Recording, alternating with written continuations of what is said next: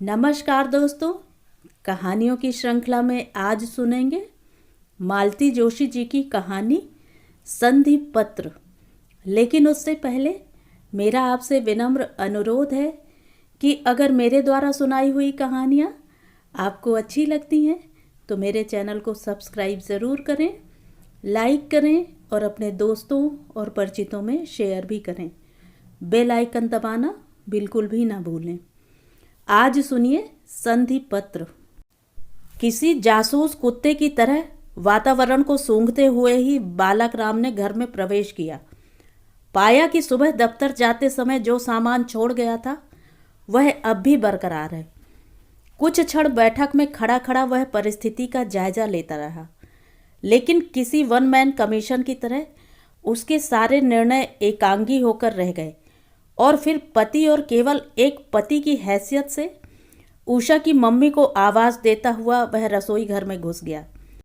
रसोई में सिर्फ उषा थी, गीले कोयलों से और स्टोव के पंप से जूझ रही थी। चौकस दृष्टि से इधर उधर देखते हुए बालक राम ने पूछा, बेटे तेरी मम्मी कहाँ है? कीर्तन में गई हैं। उसके मिश्री घुले स्वर को व्यर्थ करता हुआ एक सपाट सा उत्तर आया। इस स्वागत भाषण के बाद चाय के लिए कहने का उत्साह नहीं रह गया था, पर उसने लक्ष्य किया कि उषा ने स्टोव पर से सब्जी उतारकर चाय का पानी चढ़ा दिया है। वह निश्चिंत हो मुंह हाथ धोने चला गया। ठंडे पानी के छींटों से अपने को तरोताज़ा करके वह आराम कुर्सी पर लेटा ही था कि चाय आ गई। साथ में बिस्कुट भी थे। सारी सामग्री तिपाई पर रखकर उषा उल्टे पैरों रसोई में लौट गई। बात करना तो दूर, उसने पिता की ओर देखा तक नहीं। उसका व्यवहार उन कर्मचारियों का सा था जिनकी सहानुभूति तो विरोधी दल के साथ होती है, पर जिन्हें विवश होकर सरकार के साथ सहयोग करना पड़ता है। क्षण भर को वह गुस्से से जल भुन गया, पर चाय के 2 घूंट पेट में जाते ही उसका आक्रोश ठंडा पड़ने लगा और उसका स्थान वात्सल्य ने ले लिया। बेचारी उषा कुल जमा 12 साल की तो है। जब जब उसकी माँ सत्याग्रह ठान लेती है, घर द्वार का सारा भार इसी के नाजुक कंधों पर आ पड़ता है। लड़की है, इसीलिए अपनी माँ पर उसकी ममता स्वाभाविक है। तभी तो अपनी दुरावस्था के लिए वह पिता को दोषी ठहराकर मौन विद्रोह ठान लेती है। तो इसमें गलत क्या है? इस उदात्त भावभूमि पर पहुंचते ही बालक राम के लिए आराम से बैठकर अखबार पढ़ना कठिन हो गया। सफाई कामगारों की हड़ताल के दिनों में वह कई मंत्रियों को झाड़ू लगाते देख चुका था। उसी आवेश में वह रसोई में पहुंचा और आटा सानती उषा से बोला, चला दोनों मिलकर फुलके सेंकते हैं। तू बेल बेल कर देती जा, मैं यहाँ बैठे बैठे सेंक दूंगा। उषा ने चौंक कर उसकी ओर देखा। दूसरे ही क्षण उन विस्मय भरी आंखों में ममता उतर आई। रहने दीजिए ना पापा, अभी तो दफ्तर से लौटे हैं और फुलके हैं ही कितने, अभी बना लूँगी। बालक राम को लगा जैसे दर्जनों फोटोग्राफरों ने उस स्वर्णीय क्षण को कैमरे में कैद कर लिया है। उसके बाद वहाँ ठहरने का कोई औचित्य नहीं था। वह पुनः बैठक के कमरे में आकर आराम कुर्सी में धंस गया। थोड़ी देर बाद उषा आकर एक शरबत भरा गिलास उसे थमा गई। इस अयाचित सदा शैता पर वह गदगद हो उठा। उसके मुंह से निकल पड़ा, नारी तुम केवल ममता हो, आंचल में है धत तेरे की, कुछ भी तो ढंग से याद नहीं आता। स्कूल और कॉलेज के ज़माने में ऐसी ऐसी 100 कविताएं वह एक सांस में सुना सकता था। अब तो सब कुछ भूल गया है। सारी कविताएं दफ्तर की फाइलों ने सोख ली है। रही सही कसर घर में पूरी हो जाती है। घर, इसे घर कहेगा कोई? दफ्तर से थके हारे लौट रहे हैं और पता चलता है कि बच्चों की मम्मी कीर्तनों में गई हुई हैं। कल को कोई उसे गृह मंत्री बना दे तो वह सबसे पहला काम इन सायंकालीन कीर्तनों पर प्रतिबंध लगाने का ही करेगा। अरे ये कोई वक्त है घर से बाहर रहने का?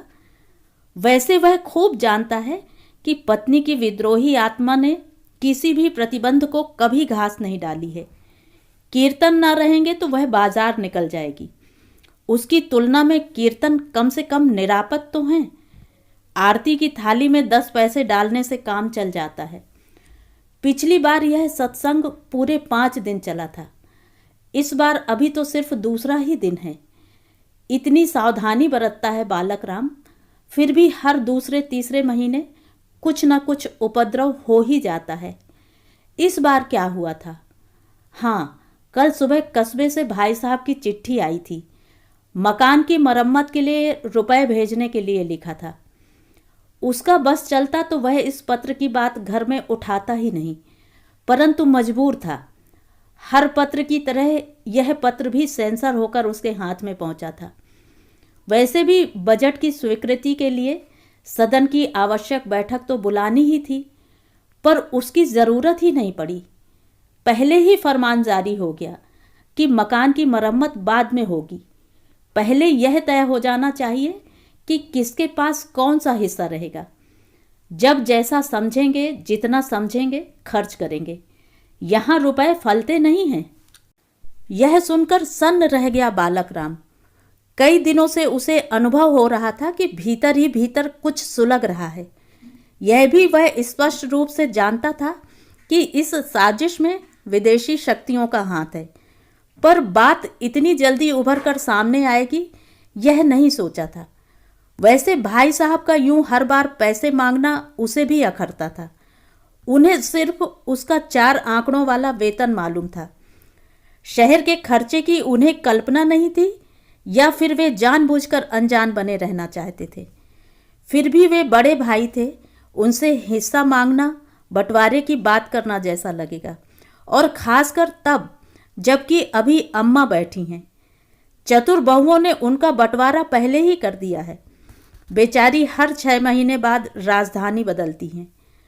उसने पत्नी की बात चुपचाप सुन ली, ना विरोध ही किया, ना कोई आश्वासन ही दिया, क्योंकि वह समझ गया था कि उनके मुंह से बच्चों की नानी ही बोल रही है और उनसे बहस करना पत्थर पर सर फोड़ना है। उसका रवैया देखकर पत्नी ने भी अपना पैंतरा बदल दिया। हर बार की तरह तर्जन उठापटक कुछ नहीं किया, बस मौन व्रत और अनशन 2 हथियार उसने उठा लिए। अब हिंदू धर्म में 33 करोड़ देवताओं का वास है। साल के 365 दिन भी कोई व्रत रखना चाहे तो रख सकता है। जो विरोध करे वही पाप का भागी बने। पर बालक राम जानता है कि इस बार का व्रत परलोक साधन के लिए नहीं है, इसी लोक में बेहतर व्यवस्था की मांग करता है। इसीलिए वह उद्विग्न था। फिर भी किसी दृढ़ प्रतिज्ञ शासक की तरह उसने ऊपर से उदासीनता ओढ़ ली थी। आंदोलनों के इस युग में इतनी मजबूती तो आवश्यक ही है। अभी 4 दिन पहले ही तो अम्मा ने अपना 3 दिवसीय अनशन तोड़ा है। एक दिन सुबह सुबह उन्होंने अपनी बहू को ऑमलेट बनाते देख लिया था और घर में जैसे भूचाल आ गया था। इतने दिनों लुक छिप कर चलने वाला कांड एकदम उजागर हो गया था और अम्मा एकदम फट पड़ी थीं। उन्होंने बहू से गंगा जली उठाने को कहा था कि घर में अब ऐसी वैसी चीजें नहीं पकेंगी, पर एक बार रहस्य का पर्दा उठने के बाद बहू भी निर्द्वंद हो गई थी। साफ कह दिया कि आप तो अभी बरसों छाती पर मूंग दलती रहेंगी, फिर बच्चे कब तक जरा जरा सी चीजों के लिए तरसते रहेंगे। बेचारी अम्मा 3 दिन तक खटपाटी लेकर पड़ी रहीं और बालक राम किम कर्तव्य विमूढ़ होकर सारा तमाशा देखता रहा। अम्मा उसके लिए परम श्रद्धेय थीं, पर ऑमलेट भी उतना ही प्रिय था। किसका पक्ष ले, किसे छोड़ दे, इसी उधेड़ बुन में 3 दिन निकल गए। फिर चौथे दिन चुन्नू मुन्नू के अनुरोध पर अम्मा ने खाना खा लिया था और बालक राम ने चैन की सांस ली थी। काश चुन्नू मुन्नू अपनी मम्मी को भी मना सकते। इस समय तक खेल के मैदान से छूटी चुन्नू मुन्नू की रेल घर में दाखिल हो चुकी थी और सारा घर शोर शराबे में डूब गया था। बच्चे खाने के लिए मचल रहे थे और उषा चीख पुकार में अपनी मम्मी को भी मात दे रही थी। उसका व्यवहार किसी केयर टेकर गवर्नमेंट की तरह जिम्मेदारी से हीन और एहसान जगाने वाला था। आखिरकार बालक राम को स्वयं भीतर पहुंचकर शांति स्थापित करने के लिए राष्ट्रपति शासन लागू करना पड़ा। जब तक उषा बच्चों का खाना लगाती रही, वह खुद अपने हाथों से अम्मा की थाली परसकर कमरे में दे आया। अम्मा का बहुत मन था बेटे को पास बिठाकर सुख दुख की दो बातें कर लेने का, पर बालक राम क्षण भर भी वहां नहीं रुका। बच्चों की मम्मी किसी भी क्षण लौट सकती थी। वे ना भी लौटती तो भी उनकी गुप्तचर संस्था बहुत कार्यक्षम थी। इन गर्दिश के दिनों में अम्मा के पास बैठकर गप लड़ाना भी संदेहजनक स्थितियों को ही जन्म देता। वातावरण का तनाव इससे और बढ़ने की संभावना थी। इसलिए वह बाहर आकर चुपचाप बच्चों के पास बैठ गया। बच्चे शराफत से बिना किसी मीन मेघ के खाना खा रहे थे। उनका अनुशासन देखकर वह खुश हुआ। उषा ने उसकी भी थाली लगा दी थी। भूख गायब हो चुकी थी। फिर भी कुछ मॉरल बनाने के लिए उसने कहा, आजा उषा, तू भी हम लोगों के साथ ही खा ले, शाम से खट रही है। भूख नहीं लगी क्या अभी? उषा ने भी चुपचाप अपनी थाली लगा ली। मुश्किल से एक और गया होगा मुंह में और वह फपक कर रो पड़ी। मम्मी के मुंह में कल से एक बूंद पानी भी नहीं गया है। आंसुओं से भीगा उषा का मुंह बड़ा प्यारा लग रहा था, पर उसकी दलील ऐसी थी जैसे घर पर जबरदस्ती आपातकाल लाद दिया गया है। गुस्से में दांत पीसते हुए वह बोला, अगर कोई अपनी मर्जी से भूखा रह जाए तो उसका क्या उपाय है? क्या घर में खाने को नहीं है? लेकिन उन्हें तो साल के 12 महीने के 30 दिन व्रत करना है, तो उसका कोई क्या करे? जैसे सारा पुण्य यही लूट लेगी। बड़े आवेश से शुरू की थी बात, पर उसके अपने ही कानों में वह बड़ी खोखली लगी। बच्चों की आंखों में अविश्वास, अनास्था और संदेह के मिले जुले भाव उसका मुंह चिढ़ा रहे थे। खाने का नाटक फिर आगे न बढ़ सका। बैठक के कमरे में आकर उसने सिगरेट जलाई और रेडियो खोल दिया। चांद तारों से लदा कोई फिल्मी गीत आ रहा था। खींचकर उसने रेडियो का कान उमेट दिया। कमबख्त घड़ी कुघड़ी भी नहीं देखता। तभी दरवाजे पर आहट हुई। उसने आशान्वित होकर बाहर झांका। मैले कुचैले कपड़ों में लिपटी एक भिखारिन खड़ी थी। भूखे को रोटी दो बाबू, 3 दिनों से भूखी हूं, उसने पिचका हुआ पेट दिखाकर घिघियाते हुए कहा। मन हुआ पूछ ले, तू भी घर से लड़कर आई है क्या? पर अपने ही प्रश्न पर वह हंस पड़ा। बेचारी, भूख तो इसकी मजबूरी है, हथियार नहीं। अचानक उसका मन किसी कम्युनिस्ट नेता की तरह विचारवेत हो उठा। दुनिया में बस 2 ही तरह के लोग हैं, एक जो खाना खाते हैं, दूसरे जो भूखे रहते हैं। फिर भूखा रहने वालों की भी 2 किस्में हैं। एक जो गरीब की आत्मा दुआ देगी, बासी सूखी मिल जाए। हार कर उसे भीतर जाना ही पड़ा। उषा से रोटी मांगने पर उसने अलमारी खोलकर कागज का एक पैकेट निकाला। उसमें से 2 रोटियां पिता को दी और पैकेट वापस रख दिया। यह क्या है? रोटियां? सो तो देख रहा हूं, वह गुर्राया। लेकिन ऐसे क्यों रखी हुई हैं? 3 दिन तक दादी की थाली कमरे से लौटती रही है। मम्मी ने वे ही रोटियां उठाकर रख दी थी। मुझे दिखाने के लिए नहीं, मांगने वालों के लिए।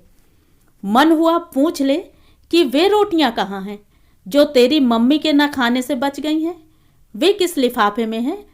पर न पूछ सका, क्योंकि जानता था कि प्रश्न का कोई ठोस आधार नहीं है। अम्मा ने अपने उपवास की कोई अधिकृत घोषणा नहीं की थी, जबकि पत्नी ने अपने निर्णय की सूचना उसे कायदे से दे दी थी। स्पष्ट एहसास करा दिया था कि जिस घर में उसकी बात नहीं सुनी जाती, उस घर का अन्न उसके लिए विष है। फिर भी अम्मा की रोटियों को इस तरह अलग से सहेज कर रखने के पीछे जो मनोवृत्ति थी, उसके प्रति उसका मन आक्रोश से भर उठा। उसने आवेश में आकर वह लिफाफा उठाया और पूरा का पूरा भिखारिन की झोली में उलट दिया। उसकी 7 पीढ़ियों को असीसती हुई वह चली गई। कुछ क्षण बालक राम उदारता की उच्च भावभूमि में खड़ा हुआ उन आशीर्वादों से पुलकित होता रहा। फिर एक विचार घुसपैठिए की तरह उसके मन में घुस आया कि उतनी रोटियों से तो 1-2 मांगने वाले और निपटाए जा सकते थे। फिर किसी सर्वोदयी नेता की तरह वह चिंतन में डूब गया। इस भिखारिन की भूख मेरी सामाजिक जिम्मेदारी है।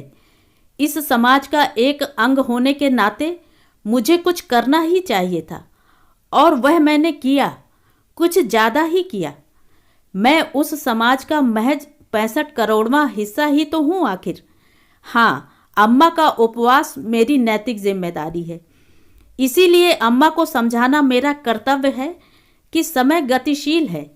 समय के साथ आचार विचार मान्यताएं सब कुछ बदलती रहती हैं। जो समय के साथ नहीं चल पाता वह अंत में स्वयं दुखी होता है और दूसरों को भी दुखी करता है। लेकिन अम्मा की बहू का उपवास, वह तो एकदम भौतिक जिम्मेदारी है। उससे कैसे बचा जा सकता है? इसके तो जो भी परिणाम होंगे वर्तमान संदर्भ से जुड़े होंगे। उनकी उपेक्षा कैसे क्षम्य है? निर्णय को कैसे टाला जा सकता है? बालक राम अपने चिंतन में डूब गया। सामने पड़ा अखबार भी चुपके से उसके विचार विनिमय में शामिल हो गया था और किसी भूख विशेषांक की तरह भूख भूख चिल्ला रहा था। कहीं पाव किलो चावल के लिए 2 साल का बच्चा बेच देने का जिक्र था, तो कहीं भूख से तंग आकर पूरे परिवार की आत्महत्या का। किसी संत के उपवास का 34वां दिन चल रहा था। कहीं सरकार धमकियों के आगे न झुकने का प्रण दोहरा रही थी। कहीं फूले पेटों और चिपके गालों वाले नौनिहालों की तस्वीर थी। कहीं 5 स्टार होटल में आयोजित वर्तमान खाद्य व्यवस्था और दोषपूर्ण वितरण प्रणाली का परिसंवाद का समाचार था। बालक राम के साथ जैसे सारा देश इसी समस्या से जूझ रहा था। एक धमाका सा हुआ और उसकी विचार श्रृंखला बीच में ही टूट गई। आवाज की दिशा में दौड़कर गया, देखा आंगन में गदर मचा हुआ था। चुन्नू ने पूरी की पूरी ट्रे गिरा दी थी।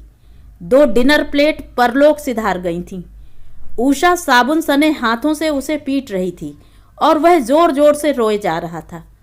बड़ी मुश्किल से स्थिति पर नियंत्रण पाया जा सका। एक डांट पड़ते ही उषा मुंह फुलाकर हड़ताल पर चली गई। शेष बर्तन उसने चुन्नू मुन्नू की मदद से मोरी में रखे और इस अध्याय की इतिश्री की। बच्चों को नींद आने लगी थी, इसलिए फिर बिस्तरों की ओर ध्यान देना पड़ा। उषा तो अपना इंतजाम करके लेट गई थी और मुंह ढककर सोने का नाटक कर रही थी। उसे सबक सिखाने के लिए बालक राम ने चुन्नू मुन्नू को स्वावलंबन पर एक भाषण पिलाया। बच्चे कुछ ज़्यादा ही जोश में आ गए और उन्होंने गद्दों का कुतुब मीनार बना दिया। उसे तरतीब से लगाते हुए बालक राम को हंफनी छूट गई। फिर अम्मा के कमरे में जाकर उनका बिस्तर ठीक किया। पता चला 2 जून की थालियों के साथ सुबह शाम की चाय की प्यालियां भी खटिया के नीचे भिनक रही हैं। इतनी कोफ्त हुई पर जब्त करके रह गया। खुद ही उठाकर रख आया, कहता किससे। तभी तेल जलने की गंध ने उसका ध्यान आकृष्ट किया। मुन्नू रसोई में खड़ा चीख रहा था, पापा दूध, पापा दूध। कमबख्त खड़े खड़े हाथ नचा रहा था, पर यह नहीं कि उतार ले। बालक राम ने दौड़कर फुर्ती से दूध उतारा, पर यह फुर्ती बहुत महंगी पड़ी। 2-4 बूंदें हाथ पर तो छलक पड़ी और स्टील की पतीली फफोले दे गई सो अलग। दूध उतारने के बाद देखा सणसी वहीं पास में पड़ी है। पस्त होकर बैठ गया बालक राम। क्या संधि पत्र लिखना ही होगा? नहीं तो इस अराजकता का अंत कहाँ है? संधि की शर्तें बहुत अपमानजनक है, पर उपाय क्या है? मंदिर में आरती का घंटा नाद अपनी चरम सीमा पर पहुंच चुका था। बस आरती के बाद ही बच्चों की मम्मी घर लौट आएगी। इसके बाद तो मंदिर में रुकने का कोई प्रावधान ही नहीं है। बोल वृंदावन विहारी लाल की जय। भक्तों के सम्मिलित कंठ स्वर में उसने एक स्वर अपना भी मिला दिया। प्रभु के इस पावन जयघोष के साथ ही जैसे उसकी चेतना के कपाट खुल गए, आत्मबोध जागृत हो उठा। चुन्नू, उसने आवाज दी, जरा टॉर्च लेकर मंदिर तक चला जा बेटे। पूरी सड़क नल के गड्ढों से पटी पड़ी है और आज शायद स्ट्रीट लाइट भी गोल है। फिर उसने मुन्नू को 10 का नोट पकड़ाते हुए कहा, दौड़कर मगन लाल के यहाँ से पाव भर रबड़ी और मलाई के लड्डू ले आ और देख, मेरा नाम बताकर लाना, ऐसी वैसी चीज ना पकड़ा दे कहीं।